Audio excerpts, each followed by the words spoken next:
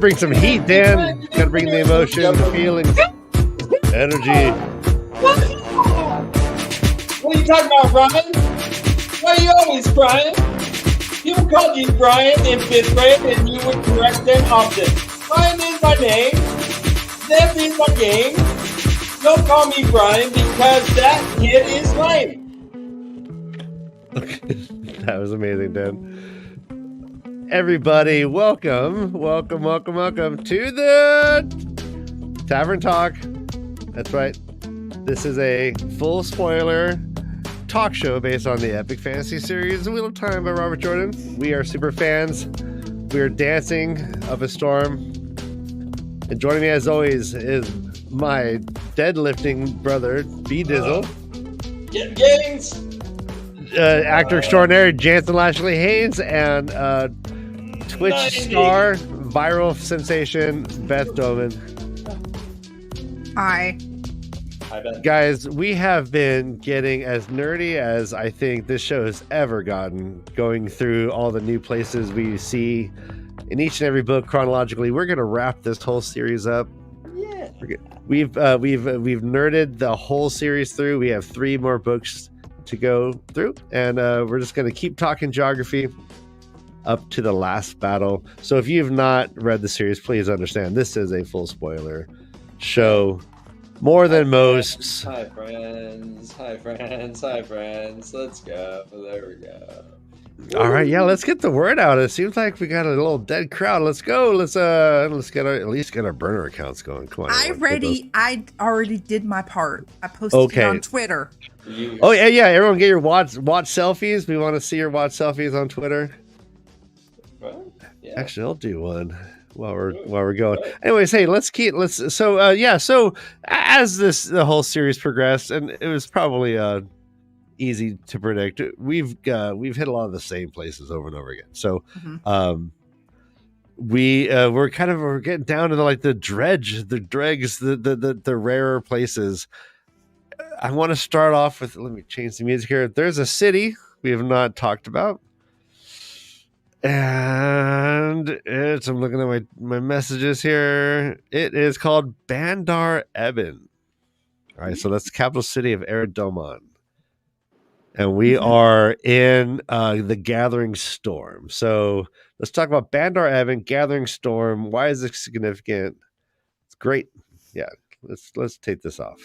Well, we know about the classic Domani women, right? You know, they're wily. They got secrets that, you only wish you knew. They dance real good. I bet you Eldar is a pretty happening place. Well, Eridoma, their ruling system, they are ruled by the merchants. The Merchants Guild or the Merchants Circle or something like that, I believe, right? And they, the Merchants Circle or the Council of Merchants, I think that's what it's called. They elect the king, who I believe right now the king is Asalam, right?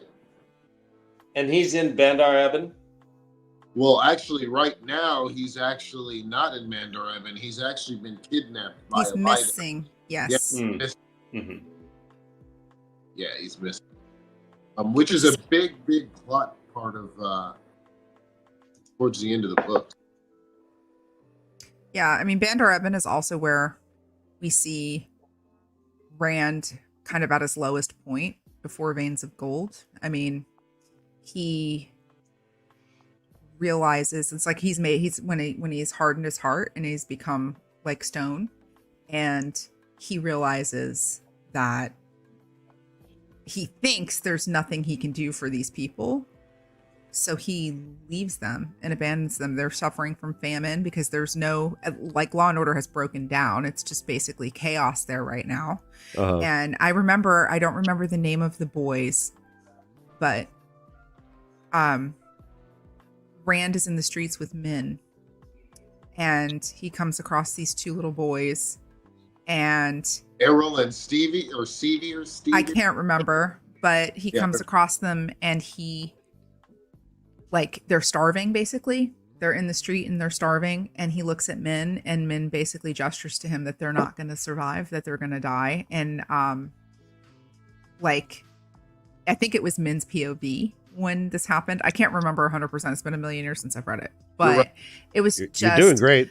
like she could feel him getting even harder when he, you know, saw that, like, I can't even save these children. Like he felt like not feeling anything was so important. Like he had to become stone. He had to be this person that wasn't going to break after what happened with Min, with Semirog, and almost hurting her. That was kind of like the turning point for him to kind of like harden his heart and just become steel and become a weapon, basically become the weapon to serve the light. And everything that was happening made it hard. He just hardened his heart so much more. And when he went and like abandoned Bandar Eben, that was like the culmination of all of that for him. That was when he was so sharp before he broke.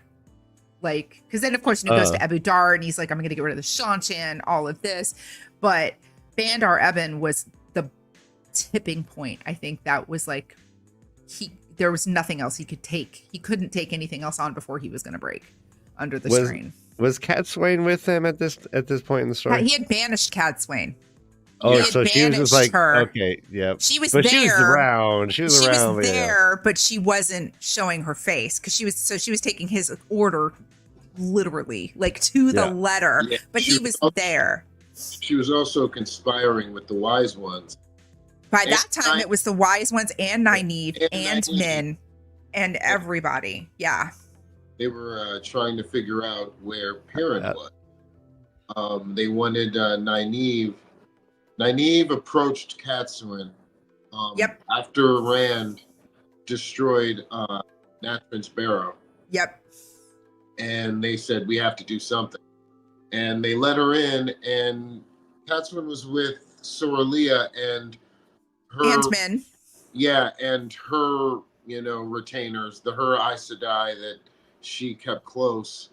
And Nynaeve approached her, and they talked about it, and I think Soralia told Catsuin at some point, Catsuin told Nynaeve, you may be the only salvageable one of the bunch. And then Soralia said, no, Catsuin, Egwene Elvire has much honor. And they brought Nynaeve into their confidences and asked her to find where Perrin was. And he was below the statues. I forgot what the name of the place was. But then they all went to go get him. And this is right before Rand went crazy and almost killed Tam. Correct. Okay. Why do you think this was chosen as the location for this to happen to Rand? Was it just plot, or was it specific? I think it was a little specific. What do you think, Beth? The cynic in me is like, now I don't know that Robert Jordan actually wrote it for this purpose, but I think it's a symbol of late stage capitalism and the fall of it. What happens when you have like profit making the decisions for you instead of for the betterment of society? Like, so is the profit Bitcoin? I mean, but the Merchant Council did, they had their influence was what brought on was very intertwined in politics. And if you look at what's happening like today to mirror, without getting political, but to mirror what's happening here with lobbyists, no matter what side you're on, they're not good for governing. The interests of commercialism and consumerism should not really have a weight in legislating and ruling. So I find it as a parallel what happened in Bandar Eben, and the breakdown of their ruling class has left the masses in anarchy and in abject poverty and not knowing what to do. There was a whole breakdown. Like the ships were waiting at the docks to unload, and there was no one there to order it. And I mean, it was just chaos. And I think if you look at some parallelisms there, and I might be reaching because I don't think that's why Robert Jordan did it, but it could be an essay on late stage capitalism and the breakdown of society. I wrote a punk song once called "The Logical Extension of Capitalism is Murder." I mean, you're not wrong. Right? Yeah, historically, like, hello. You're not wrong. See, I think that also, I don't think there's any other city or place in our entire journey through the map that parallels. I'm not talking about what you're talking about, Beth. This city itself, Bandar Evan itself, from the moment that Rand fought Ismail and Guy, paralleled Rand all the way up to a crescendo until it was a moment, a decision on whether or not it was going to fail or flourish. I think it paralleled with Rand all the way through up to the moment that he did. He started the dragon. That's fair, yeah. The moment that he fought Ishmael, the dragon sworn turned Bandar Evan into a catastrophe. And Rand's life was pretty much a catastrophe all the way up until the point, the exact same time when he also saved Bandar Evan when he saved himself. That's a great parallel. I like that. He's one with the land. Yes, he is. He's one with the city. Yeah, that's fair. So I mean, So I love Beth. You're reminding like synopsis of where Rand's mentality is at, like this whole the whole idea that he has been like basically, I guess, on the wrong path, right? Like he's been like feeling like he needed to be one way, and this is like, so he's almost snaps. This is like his point of no return, but then he still needs further growth, right? Like he does. Tam needs to come back into the situation, right, and like have his intervention with him for him to really kind of like synthesize everything and become like the Buddha figure he becomes, right? I mean, grass grows beneath his feet, right? Well, I mean, so did mine. I mean, yeah, like so does mine. Technically, grass grows beneath all of her feet. Well, not such a rapid rate. I mean, he was miracle grow. No, I'm such a foot sweater, Dan. Everywhere I walk, if I just walk on grass, I'm like planting grass. All right. Yeah, Jansen, you're going to say something. And Jansen, I love your new camera. You look great. You look great. It's good to see you. You're such a handsome man. I appreciate that. We're gonna... I appreciate it. Yeah, no, I these are some of the pictures that you get, the visuals you get from reading the book of Bandar Evan are very, very, very striking. And from all of the ways, that the descriptive writing that Robert Jordan did, or even Brandon Sanderson later, because it gave you such a great description of what was going on in the entire world. And it showed you like the sick children and the poverty and the uncleanliness and the disease, and how the rich still like flourished in the midst of like all of this, and how the people on the bottom suffer the most. But it showed such a great comeback. Like I thought when Rand came back and apologized to the people through Min's POV, I thought it was wonderful. It was it showed you how great Rand had become, and like it was so powerful. All right, take us through that scene. Like, remind everyone. Oh my God, you don't remember? It's one of the best scenes of the entire series. As a producer, I just think it'd be great for the audience. Such a great show. When Rand left, as Beth was saying earlier, when Rand left Bandar Evan, he not only had, because it was through his own POV, he had been defeated, and he had admitted defeat. He had looked at the people and said, "I'm sorry, but you are insignificant to everything else that's happening right now. And I'm going to have to cut ties with you." Well, he also had the. Oh, go on. I'm sorry. Go on.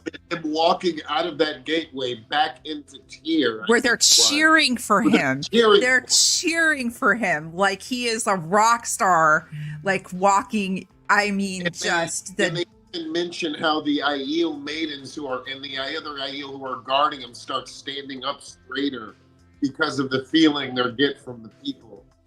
And Rand knows he's undeserved of this like cheering. Uh-huh. And when he goes back, as enlightened as he was, you see all of these people still in poverty, and his Tavern nature on top of whatever is happening to him at the time grasps everyone, including the food, right? And everything. Like, and he literally turns people into the people that they were on steroids. Like, or the best versions of themselves, yeah, right? Like, and it's awesome because you get to see it through men's POV, so you get to see some of the future of some of the people at the same time. Right. And it was so many. Mm-hmm. Someone's going to become an Aes Sedai. Somebody becomes a captain of the guard. Somebody becomes the next leader of the merchant council. I mean, like, there's so many. It's such a touchstone moment in personally. I mean, I think it's one of the greatest bits that Brandon Sanderson wrote when he picked up, because I prefer earlier writing. I prefer Jordan's writing over Sanderson's writing in general. I mean, like, I love Sanderson, did a great job, but when you're comparing the writing styles and stuff, I prefer Jordan's writing to Sanderson's. But this was like so well done. That whole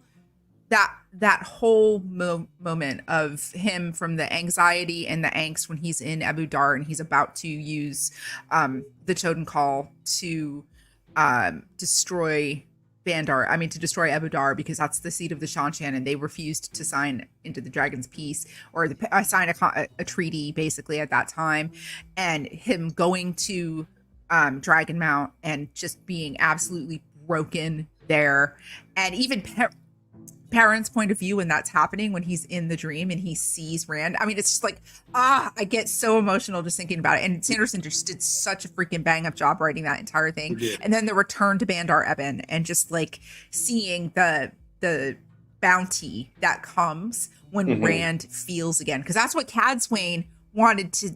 I'm gonna make that boy laugh again, right? I'm gonna make him laugh. And what did he do? Yeah. What did he slap him? Right? Like, she that was her mission. She was determined. She was going to make him feel again. And it was so beautifully done. Remind me, Beth, were these messianic, were people coming and touching Rand and leaving with these new futures? I don't think so. It was Rand's impact of the, his extreme by this point, Tavern. Like, everything was swirling around him. He is no longer, there's no chance of him falling and succumbing to the Dark One anymore at this point. He is now the avatar of the light. He is now the personification of the Savior. He, you know what I mean? That's like the moment now. And when he has accepted who he is fully merged with his memories of Lews Therin at this point. Like, he fully recollects who he was, how flawed Lews Therin was, how egotistical and prideful Lews Therin was. So he's a merging of this very strong, very prideful person and this shepherd from very humble beginnings. They have merged into one consciousness now. And so that's who the world needed to truly be saved. If you also notice, I don't know if anyone else notices this, the more people actually conversed with Rand at this time, and the more Rand talked to them and cared, the higher up in life they got. from who was the guy's name when he went back to Bandar Evan? He was the guy watching the store. Errolin, I think his name was. He was the ship master or the dock master. The dock master. Yeah. And he became the steward of the city. Mm-hmm. The guy who was what was his name? The guard who became his second. I don't remember any of their names. I'm just telling you, I don't remember any of their names. Hank. I can't remember. Guard in 3, he became like the general of the city. Everybody he talked to, and remember he talked to what was his name from Tyr a long time. He became the king. Like Royal Terralta became the king. Like everybody who he spent time with caring about, just lives got bigger. It was crazy. I mean, it brought to mind where, like within the Bible, right? You have Jesus walking, and he's curing leprosy. People are saying they can see, and just by touching him or being in his presence, where proximity seems to matter for miracles to happen. But it also made me think that if he's just being super Tavern, if you are anywhere in this sphere of this godlike creature, then yeah, you're kind of gonna get bumped up or bumped down, I guess. But it seems like everyone got bumped up. I mean, you have to consider at the time, even being around Matt or Perrin would have been pretty awe-inspiring. You know, like. Mm-hmm. I mean, imagine, the kind of guy that I am, I know that I'd want to be hanging around Matt. To be in a tavern drinking with a dude who wins that much, I could see myself being like, can you believe this motherfucker? Yeah. Like, be like, awesome. Drinks on Matt. Heck yeah, I'd be like, this guy, it'd be the greatest thing ever. And even being around Perrin and seeing, like, just his leadership and how people are drawn to him. And watching people who rule other people talk to him as if he knows like things they don't. It would be awe-inspiring being around them. Mm-hmm. That's awesome. All right, hey, let's move over to our next new location. We have not actually talked about the Black Tower. Ooh, I like it. Yeah, right. So I'm gonna try and bring up, I think we have a map I could pop up. Yeah. Where it nope, don't have it. Damn it, I won't find it. Anyways, yeah, like whereabouts on the map is the Black Tower? Just outside of Camelin. Yeah, it's in Andor. Yeah. Because it's remember Rand used to take send the wagons out there when he was steward of Camelin, and then Elaine actually went out to the Black Tower to inspect it a couple of times as well. So, and I think she rode a horse, right? Yeah. Yeah. Her and Brigitta both. Yep. And that was through Tovin Gazelle's POV when she was trapped in the tower. The Black Tower. The Black Tower is kind of the Ruby Ridge. Kind of. They're just like, we're sovereign. You want to take our ability to channel? You pry from our cold dead fingers, right? When I think of the Black Tower, I think of a highly, highly stressful place. Oh my God, yes, absolutely. I don't think of like Serenity. I don't think of like. I think of highly, highly stressful. People always on their toes. People always looking behind their back. People always ready to fight. And it's like the combination of a military school and a cult. Oh yeah. Like super regimented. With things to do, and then not to mention like you've got factions within it, right? Like you've got the factions within the Black Tower, because when Logain got healed and he went to the Black Tower, he instantly had status because he was Logain Ablar, right? And if you think about Logain from his life prior, he was a nobleman, so he already has like the swagger, the what do the kids call it these days? The Riz. He already had the Riz, right? And so he instantly gained some followers, some people who are going to go to his side. He's not a dark friend. So it's just it's so ripe for chaos, which is what when you think that's what Mazrim Time Mahal's mission was to sow chaos, right? And I mean, to me, to your point, Beth, to me, they seem kind of more militia, like because they are, there is no country they're under. They are this like private thing but this exists within Randland itself. We have the White Cloaks, which are kind of this roaming militia. We have, but the White Cloaks are almost more like they're not really a militia because there's something they're like the Roman Catholic. Yeah, they're like the Knights Templar. They're like a monastic zealot military organization all combined into one. So like I could see the militia because they didn't really have a military order, and but Mazrim Time was a military leader in a way because he was, leading battles, leading military folks against. Yeah. How about this, Dan? I think there'd be members of both parties at January 6th. Let's just say that. No, that's a good point.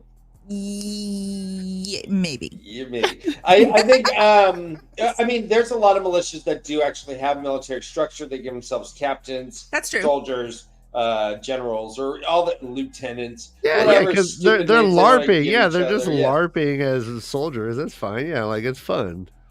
But I always consider them to be an armed thing that is not sanctioned by any country, right? They are their own armed unit. They're privateers, I guess I don't see the difference really between the White Cloaks then.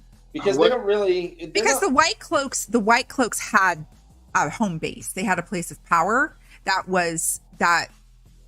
they were intrinsically tied to the kingdom of Amador, to the king, to the ruling class of Amador. Yeah. Even though they had a king, the White Cloaks really were the power behind the king. Yeah. Like what is it that Egenin says about them in her POV? The discusser, a military entity answering only to itself.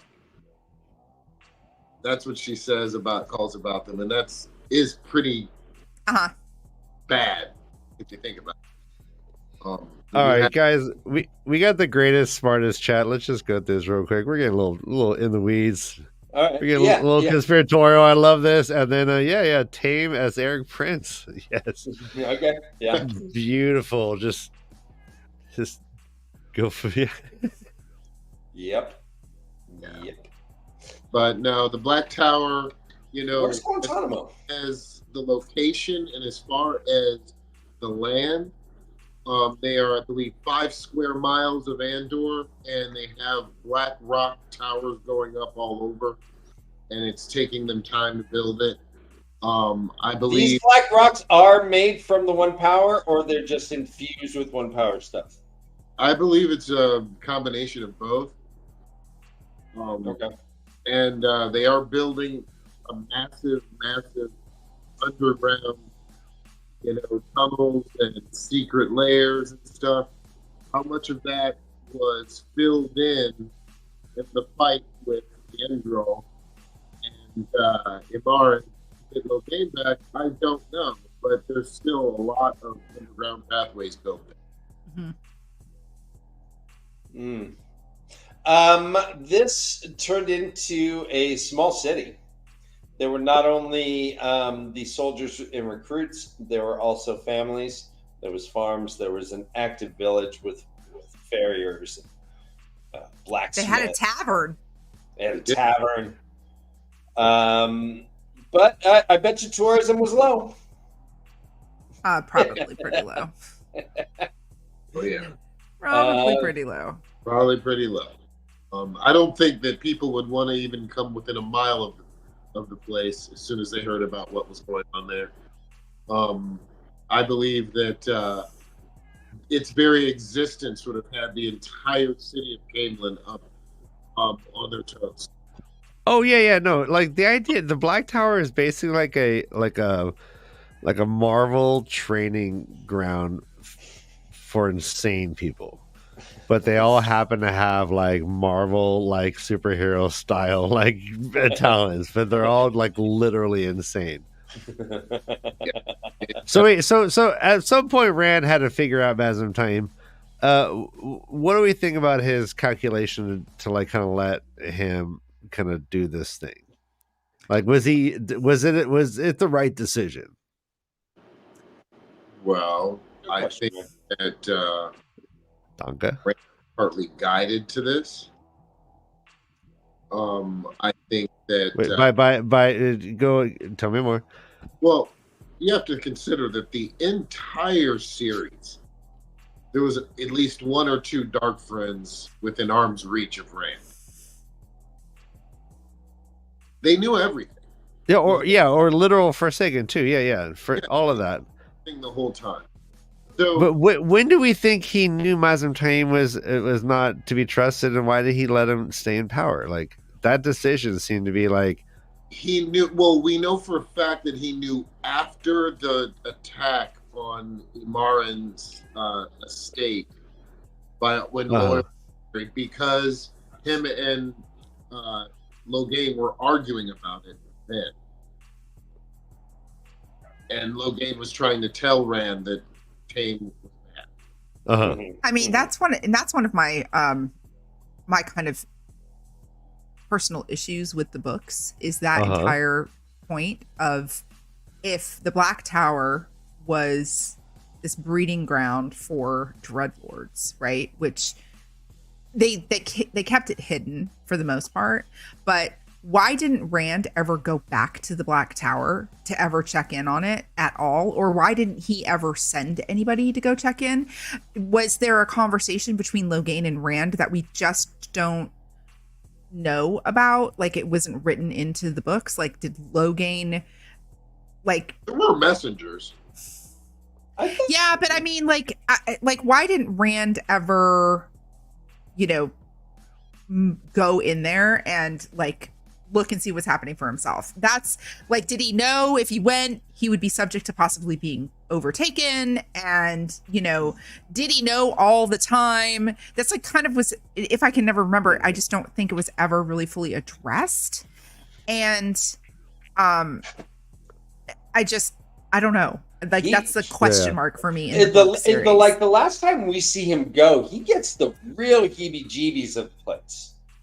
He's like, real quick, Dan. Glenn, drop and give me 10 push-ups for being late. Yeah, 10. Don't listen to him, Glenn. Hi, thank you so much for being here. Better late than never. We appreciate your presence. No, every time we're late starting the show, I do 10 push-ups for every minute we're late. That's why I'm so yoked. Look at this. Right. Your arms so do yoked. look big. Your arms do look pretty big. I'm swole. I'm woke and swole at the same time. Wow. The best combination.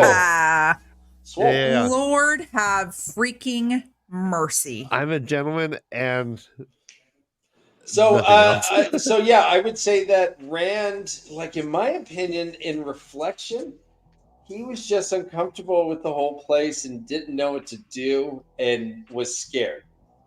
The place freaked him out.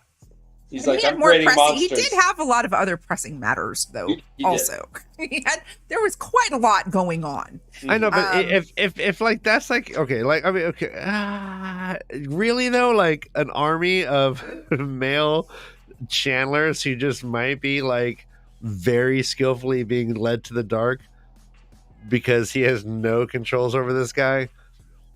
Like what's worse? Like the Black Tower is more powerful than any nation's army alone, hands down. Andor, boom, take them all out. I'd rather have the Black Tower. I mean, it wasn't just the Black Tower. You got to consider this too. I would say 80 to 90% of all of the Shadows channelers were slaves. All of them were slaves. Because they returned. Yeah, they returned. So it was like, even, I mean, he was at the Black Tower, he was making dreadlords, but half of them returned. Most of them were. They mentioned a few of the people who were coming in who were dark friends, but they were trying to change them all. And, a vast majority of them survived that, and the rest of the Black Tower, after they purged it, were good. There weren't any more left. So, I mean, I don't know how much of it we can blame on Rand, because, like you said, he had a lot on his plate. Not to mention, he's juggling 3 women. Like, I mean, seriously, 3 demanding women who all want their piece. Oh, yeah. Yeah, All he right. did have a lot on his plate. But to Beth and Ryan, to your point, I think he should have micromanaged a little bit more. He was not a good manager. He created this thing. He knew it was problematic, and he did not address it and let it grow beyond where it should have been. He should have snipped that shit in the bud, gotten rid of Tame, executed him in front of everyone.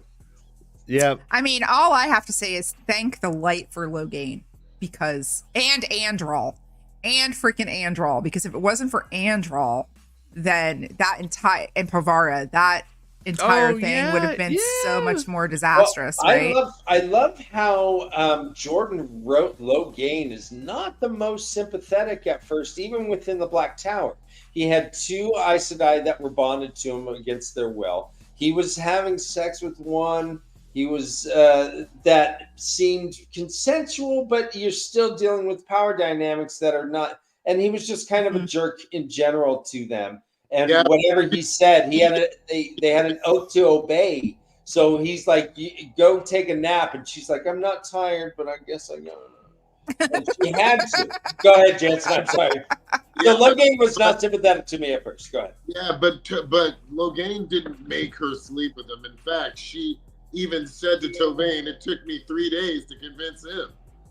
Yeah, she did it because she wanted to get in his head, right? Like pillow talk. She basically wanted pillow talk. That was what she wanted, like post-coital which is not fair. talking. Just because he's a demisexual and he needs to feel true love and affection for him to get an erection. No, this is why it's been so problematic for that very reason that that she was forced to do that. Anyways, the power dynamics of which Janie Wright says, just some thoughts here. By this time, Luz had seized control of power from him. Could he have been concerned what Luz's reaction might have been if he had gone back? Great freaking point. Every time Luz Theron or Rand was in the presence of an Ashman, Luz Theron was screaming in his head. Yep. That is a fantastic point. Yeah. And you just literally knocked Brother Dan off his feet. Which is hard to do. There's so many pegs to Dan, and I'd knock him down, but he just get. Yeah, that's a fair point. Like Luz Theron was struggling to keep control of himself. Like if you remember, like you mentioned, Jensen, you mentioned the battle where they got ambushed at the estate when Logain was there with him, and Rand, like all the Trollocs were coming out, and so Rand was making the little mini death gates, and he didn't know how he crossed the fire, and he didn't know how he was doing it. And Logain, like, because he didn't know what he was doing, right? Because it was Luz Theron was like doing that, and then Logain was like, "What the hell are you doing? Oh, I could do that too, right?" So like, that's entirely possible. The fact that Luz Theron might have grabbed control and wreaked havoc on the Black Tower. That's definitely that would have been a great scene. All right, well, Joe, hey, let's say hi to. Oops, sorry, not personally. Hey, Joe. 100%. This comment is on point. All right, let's all take turns saying his last name. It's Dokes. Dokes. Dokes. Just oak. Doak. Like in oak tree. Duakis. Dookies? All right, so Rand's academic institution certainly worked out better with less downside than his Black Tower for male channelers. Mm-hmm. He says further, I love that he wanted to leave a non-destructive legacy by being a patron of the arts and sciences once he gained vast wealth and power. I want to personally agree with you, Joe. It's one of my favorite aspects of Rand's character. And see, I was right. His last name is pronounced Dokes. Thank you very much. No, I assumed you're right, but that's not as funny. So I will always defer to what's funnier. Thank you, Mr. Dawkins. Fuck facts. All right, sorry, got a little carried away. Wow. Are we fuckbacks? Fuck facts. Oh, All right, fuck. so Black Tower.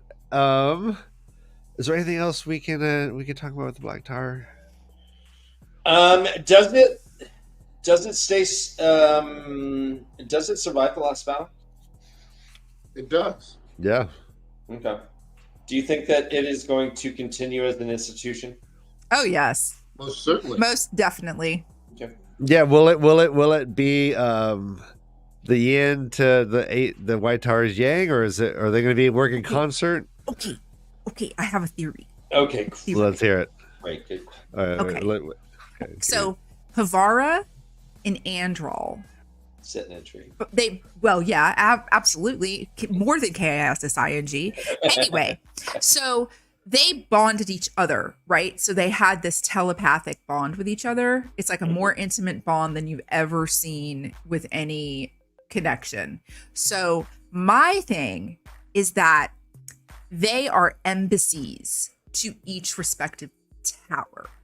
So they are the first like pairing of the might of the White Tower and the might of the Black Tower, like, and they're the embassy for each other. So Okay. so Pavar is the ambassador for the White Tower to the Black Tower, and Andral is the ambassador of the Black Tower to the White Tower. And because they can't hide each other from each other, they can't hide anything from each other. They can't have like there's no political machinations that are going to happen because they're in each other's heads literally. Yeah, but And what or they either did- that, or they're going to go and they're going to form their own Gray Tower, No. and there's what- going to be a third with no association to either one. That's Oh, the non-binary tower. No, their pond. Unisex. Pond is going to be secret only to the Reds, I think. I think that all Red Aja who have male channel warders, that's going to be the Red Aja secret. I don't think any of the other Ajas will do that. Interesting. That will be a Red Aja secret. I What? don't know about that though, because I don't think Andral would be okay with that. I don't think Andral would be okay with that. Yeah, secret he's being too kept. righteous. No, Why? he would not be okay with that secret being kept. So I'm I gonna have to think that- disagree with you there. Ara could persuade him. I don't Well- think Pavara would want to persuade him for that to be a thing. She is not your typical red. And Yeah. But she is a Red, and the Reds are going to have to find something to define themselves again. that's easy. They're the policing force.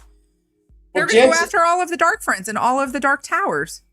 Let me and all of the dark channelers. That's let me- their fourth let- age thing.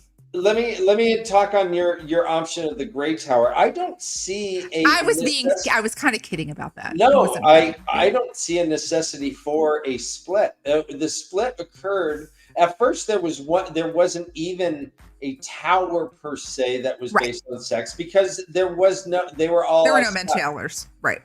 They Now made- that the taint is gone, and we saw that Utopia did kind of exist when they were all together without these things, I think a Great Tower is the best option. It'll happen in the next age. You think so, Great Tower? Well, yeah, It might just be the tower.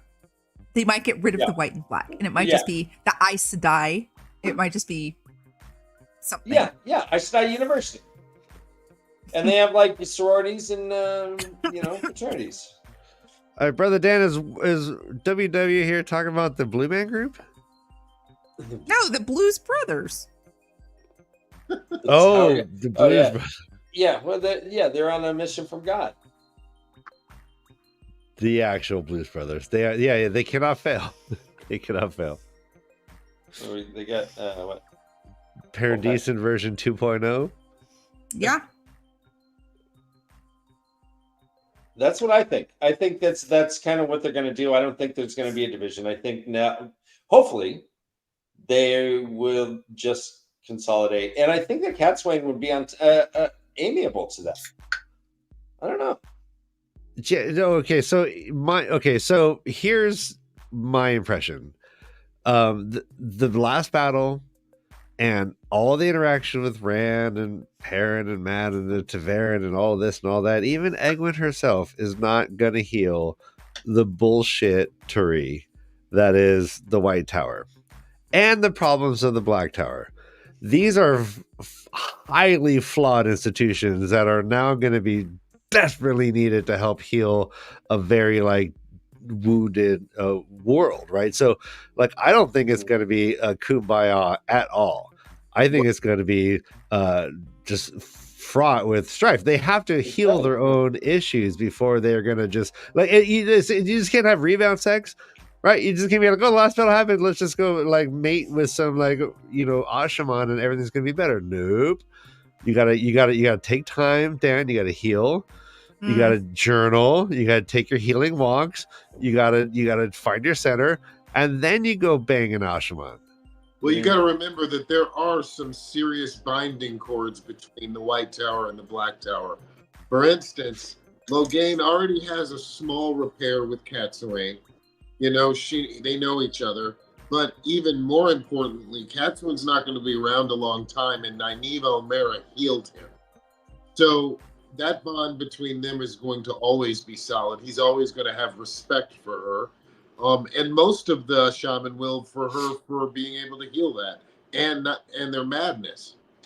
So there's going to be some chords that they have that are going to be able to make some things together. I think, Ryan, to your point, and also to your point, Jansen, is in regards to these chords, is that unfortunately the Aes Sedai have lived where they are to be revered. They are the alpha. There is no barely equal, let alone a subservience. Even kings and queens kneel to them. All right, name me one Ashaman that fucking showed that deference, though. They never did. But so if you are going to consolidate these two organizations, that they would insist that the Amaryllis seat is the Amaryllis seat. It's a lady who's in charge of everything. Like I think that the Aes Sedai, there's no way they would give up that power. I don't think that they would. I think that their hubris would be a detriment to a peaceful resolution because they honestly think that they are better than everyone. Oh, absolutely. Yeah. And then I imagine a lot of issues regarding that. Like, yeah, obviously the correct answer would be like, we got to figure out a way to like, all right, let's put the black dot in the white portion of the yin yang and the white dot in the black portion of the yin yang, and let's actually create some real balance, right? Like we that's what you're suggesting with Pavara and Androl would act as that, but that just can't be proxy. That has to be a way of truly happening organically. Like yes, those people can do that for a time, but like that would only have to be a transition period. They'd have to figure out a way to like become like equal stature. It would have to be the Amaryllis seats, right? It'd have to be like or the MHILs. Yeah, but you have to remember though. Think about this. Okay, so there's a couple of. So first of all, it concerns me that Katsuyne became the Amaryllis seat, right? Because why? Because she's the old way. She's the old guard. She's the old white man that we keep reelecting to president. Right? Like she's not the change, right? So she could be the change. She could be. But it's very concerning that the old guard of the Aes Sedai pull her to the side, like you're going to be our next leader, right? Though she is I personally like Katsuyne. I know a lot of people don't like the character, but I do. I'm a Cat fan. I love Katsuyne. Awesome. Yes. But that being said, let's think about all of the progressive things that Egwene put in place before her death, right? Like the kin being brought in, all of it, all of it, all of the stuff. What were Katsuyne's thoughts about these things? Do we know any? She was not a fan. She was not a fan, and she was one of the third. She was part of that faction of people that never aligned themselves with either side, either Elida's side or Egwene's side. So the problem is that. Does the pattern repeat itself, and do they kind of fall back into their mysterious ways? I don't think they can afford to do that, and I think that Katsuyne is going to actually listen to the likes of Nynaeve and even Moraine and the and the wise ones as Yeah, well. because she has a relationship with them. Yeah. Because they cannot afford to go back to the way they were. Their numbers were dwindling. Now, all of a sudden, there's thousands of women of all ages who have the ability to channel, who they cannot go back to the way that they were before. But I do think that there's going to be enough of the dissenters who want it to go back to the way that it was. Well, we've always been this way. I would like to hope that Cadsuane would not try to be one of those people, but I could see there being a lot of resistance and a lot of infighting within the White Tower. The other thing is Logain. If you remember when Logain was trying to go after Sarkhannon after Mazrim Time died and he was put in that crystal on the heights at the Field of Merilor, right? Logain was trying to get back to it because he thought with Sarkhannon, he was going to be the most powerful male channeler. That was going to be his symbol of power. That was going to be like his staff. What do you call it? The scepter, his scepter, right? So when that all goes to hell and there's the earthquake or whatever, and it all goes away, the at the end, he's like, great, what am I left with now? I have no power. And then the woman with the small child comes up to him and says to him, thank you so much. I'm going to send my son to the Black Tower to be tested. When he's old enough. I'm like, and that was Logain's glory, his crown of glory that men kept seeing on him throughout the entire book. Or the entire series ever since book 4 or 5, when he fled with them before he was even rehealed. He always had that crown of glory about him. And that right there, he becomes the de facto leader of the Black Tower. He does have his own hubris. He has his own flaws, but he realizes that he doesn't have to lead with power of seizing control of it. He can lead because people just by are going to respect the Black Tower. You know what I mean? Yeah, so I just show that big D energy. You know, I think one thing we got to remember is also after the last battle, we are going to have quite a few world leaders that actively channel, that are female. We have Elaine, where they were prescient. They're like, oh shit, we're going to have an Aes Sedai queen for the first time in 400 years. We may even get, who knows if Moraine isn't going to be in charge of Kyrian, the way that Cadsuane is. I think that Cadsuane is actually, to your point, Beth, going to recognize this big advantage that they have within the political realm, that they don't necessarily need an MHL or any input from the Black Tower besides their subservience and assistance. And perhaps Logain's cool with that. I don't think Logain's cool with that. I don't think Logain's gonna. Logain was under the yoke. He was gentled by those Aes Sedai. He was literally gentled by those Aes Sedai. He was also saved by those Aes Sedai. But I don't see him ever demanding anything less than, or accepting anything less than equality. But I do think that the equality will happen. Hello, baby. My dog just came up next to me. Jansen, what do you think? Do you think Logain, all of Min's visions, did he achieve that within the books you read, or is this going to be post books? Well, the wording was glory such as most men could never achieve. But everyone knows about Min's ability. Oh, bonus points for we don't see the doggy very much. We're going to go full screen on this. This is beautiful Gwen. pup. This is Gwen. Oh, look at those eyes. Does Gwen need to go potty? No, she just wants love. Oh, that's so cute. Yes. Yes. Oh, look, our viewership just jumped up 20 points. The algorithm is weird. The Alpo rhythm? Damn. The Alpo rhythm. Okay. All right, what are you going to say, Jensen? Doesn't Cadsuane know about all of Min's viewings?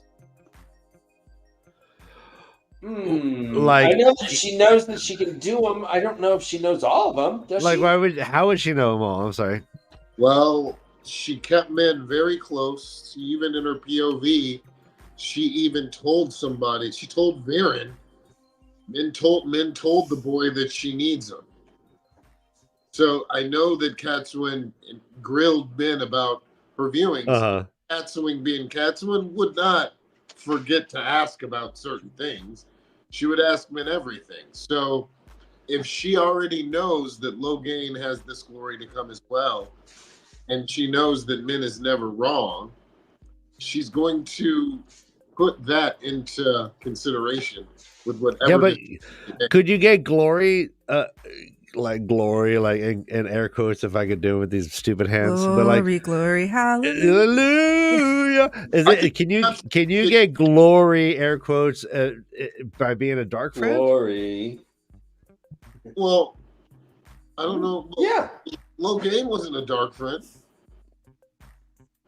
No, I know. I'm sorry. Yeah. Like, I'm just saying, like, how would Catswain know it's going to be for following the light, right? Like, that's the question. Well, I mean, his everything that happened to him at the Black Tower proved that he was not a dark friend.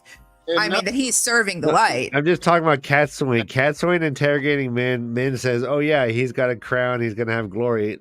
How does she know to put it all together that that's a good thing? It doesn't matter because she knows it's going to happen regardless. Okay. It's going to happen whatever she does. So she has to make her decisions involving that. Like. That raises a good point. Did men ever see someone who was an obvious dark friend? Who was like, oh, yeah. Ooh, yeah. Oh, good question. She saw warning signs at least of 3 people I can recount. Name them all. One was 4 people. Nicola, Treehill, and Ariana. She told Elaine and Nynaeve that they were trouble. And Moghedien, when she said that she was trouble too. She said that those 3 were trouble to them. And then Doyle and Malar in Crown of Swords went right before Rand fought Torum Rioton. Uh-huh. Said to Moraine's cousin, beware of that man. My lady, he'll kill anybody. He'll Oh yes, when she was posing as when they were in Macia, under the name Macia. Yep. I do remember that. That was when she and Rand were with Caroline Demandred, and they were in the contingents of what's the name of the person who becomes the King of Tyr? And Patton Fane was there, and he brings in Mashadar. Like, he basically brings Mashadar. Yes. He summons Mashadar. The name she was under was Jaisi. Yeah, JC or something like that. And Jesus. Dan, we're standing on the shoulders of giants. And Rand al'Thor was supposedly the cousin of Caroline Demandred from Andor. He was a noble from Andor. Oh, please stop it. No, this is amazing. You guys are blowing our mind. Was there. Cadsuane was there during that. Yep. And that's when Rand got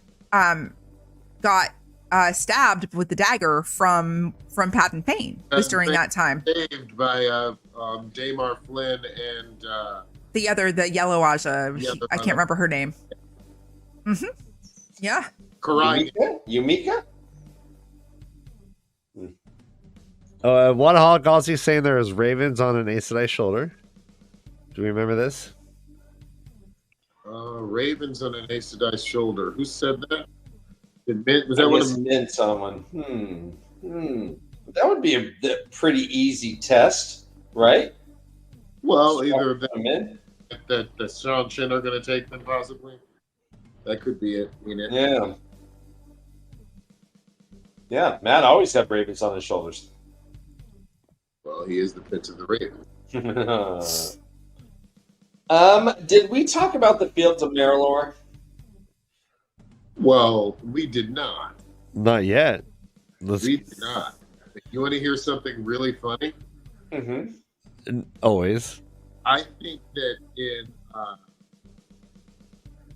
the Great Hunt, when Oil, Rand, and Huron were in the other world, I don't think that they went over Hawkwing Monument. I think that they were in the field of Marilor. What would that statue have been then? I think that the Shadow won. Oh. I mean, I want to disagree because geographically, Shadow won. That was the last battle. Right. They would be more east, though, right? Isn't the field? yeah. But it was a different world, though. Yeah. Because a world where the Shadow won. That was the last battle. But you can still have parallelisms. I think it was the equivalent, that world's equivalent of Arthur Hawkwing's tower. I mean, It was a world where the Shadow won. Yeah, interesting. That's why I always thought about it. I was like, so the Shadow won. That was the world where Tarmangaden was won by the Shadow. Yeah, Janie says there was a statue of Hawkwing. In the other world, in the real world. Oh, instead we saw Trolloc or something, right? And ravens, yeah, killing. I have this weird feeling that the Shadow, like, what does it mean for the Shadow to quote unquote win? When we know that the Dark One's quote unquote goal is to like end all time, or right? Do you want to keep doing quote unquotes? I'll do it. Yeah, okay, yeah, do it for me, yeah. So, yeah, what does it mean, quote unquote, for the Dark One to win? I don't believe that ever happened. I feel like that's quote unquote fake news. If it happened anywhere, then it would have happened everywhere. I think that's the thing. When the Shadow wins in perpetuity, then it's going to happen everywhere. Yeah. And that's why it never wins. I think the thing is that Arthur Hawkwing united the world at that point, and then they were overrun by Trollocs. And then the Trollocs destroyed themselves because that's all they were ever done. This is Shadow. Okay, Blues Jr., you're killing us. That's hilarious. All right, yeah, so they all get together on Facebook and they have a group and they agree on a time and a place.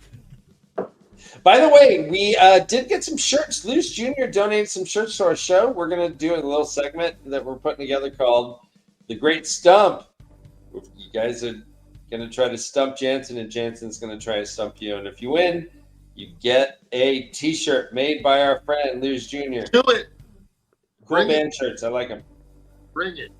The Great Stump. The Great Stump. You guys, I wanted to say something about this, what we've been talking about as far as places and all of the things that we see when we're walking and flying and jaunting and teleporting through the Randland. I have an honorable mention of a place on the map that no one ever goes to, but it is known by everyone and has also become a part of the local jargon everywhere even. And that place is a place called Salizen. Now, Salizen is a small island so far away from everyone, and everyone knows about it, that even people talk about it in their jargon. Like, for instance, Moraine would say to, I believe she said to Lan, bartender in Salizen knows more than I would know about it, meaning that nobody knows about it. You know, that's crazy. All right, well, you know what we didn't talk about? Tell me. The Tower of Jengai. Okay, yeah. Very good point. Yes. I mean, it's already 7/17, so like, but I'm just saying, you could do a whole nother episode on like metaphysical shit. Yes, we could. Yeah, we certainly can. Anyway, just saying, the Tower of Jengai is Genjai, not Jengai. Jengai Pass. The Tower of Genjai. I'm losing. So the Tower of and I say Genji, but Genjai. So Yeah. the Tower of Genji is an actual physical place. You Yes. see it on the river. The Bale Doman says that do be a weird place. As they That drive do by. be a metal structure.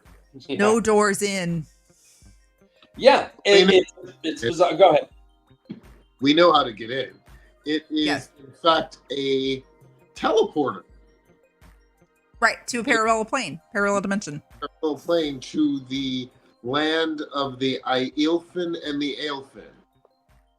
And the only other way we know to get to these guys are through the redstone twisted doorways. One now which has been destroyed, and the other one is still in tier, which I assume people will still use.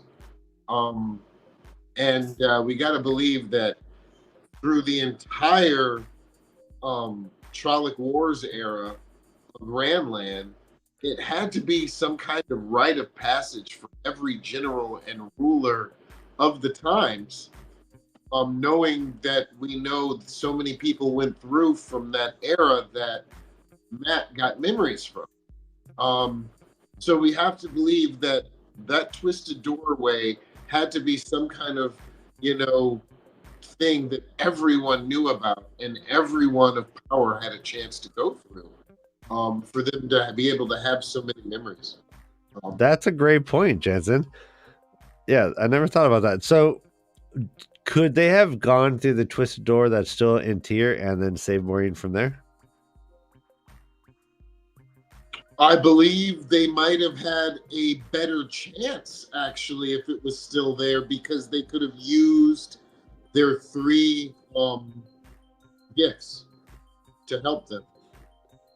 So But- the Aelfin were through the red twisted doorway. They are the snake people, and they are the ones that will answer 3 questions truthfully. Yes. The fox are the Eelfin, and they are accessed through The one that was found in Ruidian in Ruidian. that melted Yeah. in the carts. Because the Eelfin I thought were the foxes and the Aelfin were the snakes. The Aelfin, it says here, the Aelfin resemble snakes. Okay. Yes. Aelfin resembles snakes. And Matt used both. Yep. Yeah. So the first people he saw were the Aelfin then, right? Because he saw the You fox. saw the Aelfin, correct. Because they said you have to go to Ruidian. Yeah. He had 3 questions. He's like, should I go home? They're like, go to Ruidian. He's like, why should I go there? He's like, if you don't, you'll die. He's like, well. And the Aelfin were also the people that Why? through when he went through with Tom and Noel. The first people he talked to were the Aelfin, because the Eelfin, the snakes, were the ones that came and tried to kill him. Mm-hmm. They also tell him that he has to marry the daughter of the 9 moons, to die and be reborn, and to live again a part of what was, and to give up half the light of the world to save the world. Oh my god, such a stinking great scene. And I don't believe we're ever going to see it on TV. Oh yeah, I don't think so either. I don't think we're going to see the Aelfin on. Like, I still don't understand what they are, and I think that would just be like literally too much for the television viewer. Yeah, I don't think. What I do think they're going to do, however, which I think may Way to be a downer, Jet. I think it made one of the best scenes. I think that Perrin and Loyal are going to go to the steading, and I think that's going to be a really visually awesome show. I think they're going to do that. I just do, and I think it would be really nice to see. Yes. So let's talk a little bit more about like the Aelfin and Eelfin themselves, if we can. Like, so we're not gonna. They're too weird. They're too weird for the show. They're too weird. In fact, Matt in the show already said, "I remember." It's like, all right, he got his memories from the heroes. He ain't getting them from the Eelfin. Yeah. And, I do not believe that the dagger and him tying it onto the pole. I do not believe that is going to be his weapon No, it's not. at all. It's not. No. Wait, why would it be? He used it to fight off a band of Trollocs. I don't believe it's going to be. They have been the show. One thing that they have, well, they've been doing a lot of things, but something that they have been doing is they have been teasing us with weaponry from the very beginning. Mm-hmm. And for the same reason why Kieran has had all kinds of different weapons, I do not believe that is going to be Matt's weapon. Because here's the other thing: we haven't seen the medallion either. I do not think they're going to keep that out of the show. That is too. It makes Matt what Matt is, almost. They're not going to take that. So I believe that he's going to still get it. And you know what? It's very possible that he hasn't gotten all his memories yet either. They like to tease us a lot, so we'll see. I'm not sure how they're going to do it, but I think they're going to find a way to get back to where they were, especially since we know for a fact there's a season 4 now. No, we don't. No, I think that was walked back big time. Yeah, we do not know that, and we don't think. Like, speculation is that it's not even going to be announced until after season 3 starts. Oh yeah, we do not know if season 4. Guy Roberts did actually. Yeah, that's what I thought. Guy Roberts walked that back so fast the next day at WotCon, though. Like at WotCon, he did. I thought he did the last day. Oh, okay. It was taken out of context. His statement, I believe, was taken out of context, and there's been no confirmation that season 4 is I was there when he said it, and he said he's like, yeah, we're working on season 4 now, and they said, did you mean season 3? And he said, no, I mean season 4, and everyone went, yeah. Well, then he might have officially walked it back. Yeah, so there was no out of officially. context. But I hear you. By the way, I know this is totally off the same time I heard that, I was actually walking into Deadpool and Wolverine, which I thought was very cool. Yeah, John from WotUp just put out a video talking about how he has an insider who told him that he believes it's going to be announced sometime after season 3 even starts, and it's going to be maybe even dependent on the numbers season 3 has, because they're not very happy with season 2 numbers. And so then a lot of people jumped on that and got all apoplectic, and then he had to come back with a response video to explain things even further. But yeah, so it seems to be unclear whether or not we're going to get a season 4, and it but as Luz Jr. said, season 4 will be awesome. Yeah. Yeah. We already know that season 3 is going to be bonkers, quote unquote, from Rafe. Bonkers. We'll see. I hope it is. They better do the weights right. Oh God, and Jansen, you're hurting my feelings. They better do the weights right. So the Fields of Marilor was where the last battle was done. I was on a panel with Dr. Michael Livingston. Oh my God, he's so brilliant. He's really smart. He compared the battle to a battle from the 1800s called the Battle of Anslash or Anslash. It's the Napoleon and the French army battling up near like Czechoslovakia. They did a kind of a feint where they're like, "Oh, look, we have weak shit over here," and then everyone came down off a hill to go get them. And Napoleon's like, "Ha ha ha! I wasn't weak all the time. I actually wanted you up that hill. It was my plan." It was this thing that Matt apparently go on. I was just going to say that if you want to see like an older recording or older accounting of that, because I know like the WotCon stuff is behind, you had to buy a virtual membership to access it. He was on Way of the Leaf, not Way of the Leaf, Malkier Talks. Oh my God, why am I having a brain fart right now? Threefold Talk after WotCon last year. And Leia is a veteran. She's a Navy veteran and is a huge fan of war history. And she did a really great interview with him. So it's an older video. You'd have to go back through a year's worth of lives, but there is a really comprehensive interview that he gave with them to go over what was discussed on that panel. So it's really, really, really good stuff. He's brilliant. He's just freaking amazing. Mm-hmm. The fields of Marilor are huge. They're miles wide. Mm-hmm. And I guess an appropriate place to have every part of humanity battle for good versus evil. It's enough for him, I guess.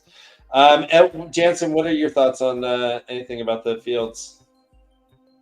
Well, we know a river runs through it. The river runs through it, which is a battle line. It is an obstacle. It does. It was, and I believe that there's some embattlements and palisades built on there still from previous wars that they've had, I believe during the Trolloc Wars.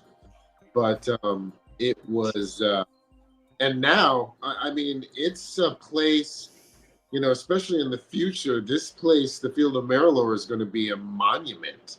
There's going to be a grove there. Rand grew great trees there. It's going to be a place of pilgrimage for Ogier and other things like that. They're going to sing to those trees. That's going to be a refuge. It's going to be a place of sanctity. There's also going to be other things in that area, like colorful crystals everywhere. Possibly even a crystal statue of a man and a woman. There's a lot of crazy things that are going to be in this area. And it's the site of the last battle. So, do you think it'll be a place that people will go to? Yeah. Or a place that people avoid? A place people will come to see, to pray, to come to as a pilgrimage. I mean, that's where they did Rand's funeral pyre was at the Fields of Marilor. Come there and get married. Yeah.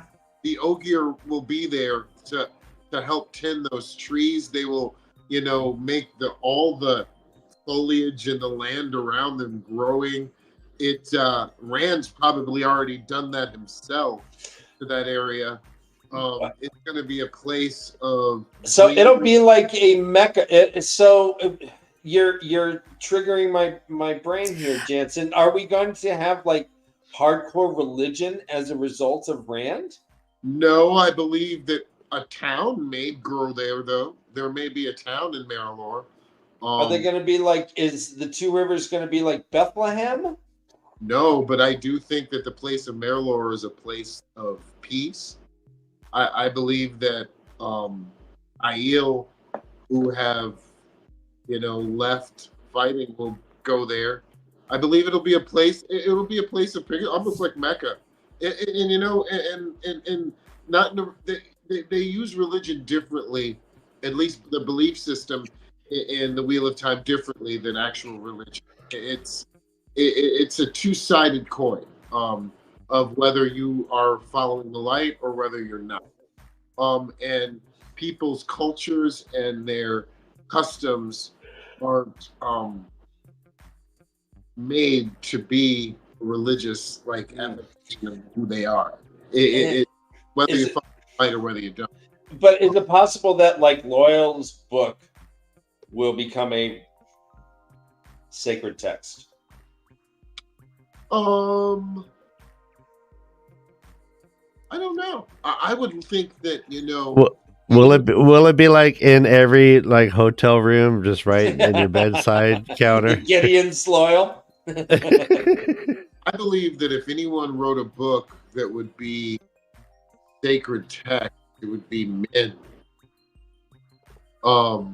Oh shit! Her diary may be the most incredible thing that anyone can find in ancient now. What do you think, Beth? Do you think that Laurel's book will ever get sacred irreverence in that? I mean, it's area. already a respected text because we see excerpts of it in the beginning of chapters. No, in, but I'm saying sacred. I mean, Yeah. probably it's going to be an esteemed work. It's a firsthand accounting of not just Rand, but all of the things surrounding all three of the Tavern. So that was his whole wanting to write about it, right? I want to be around three Tavern, and even he wanted to be there to write about it even before he knew Rand was the Dragon Reborn. He's like, three Tavern, oh my gosh, like this is amazing, Right. you know.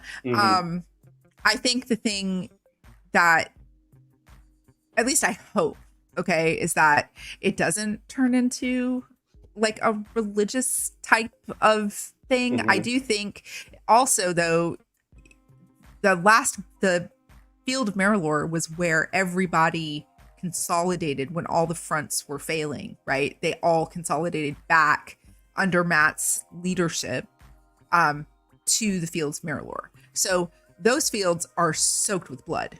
There's hundreds of thousands of dead people there. So, you know, it's just, it's not something that's going to be, like, no one's going to be able to live there anytime soon unless they use great amounts of the one power to, you know, the salt of the earth, you know, like blood of the earth salts the land. Nothing's going to be able to, with the exception of those trees probably, to grow for a long time. The cleanup is going to take years. All right, so like if you eat a tomato that has just been like fed on don't even know blood of a dead human, it's good fertilizer, right? Shit is fertilizer. No, I know, but like, are you still vegetarian if you eat that tomato? Yeah. You're still only eating the vegetable. Yeah. Right.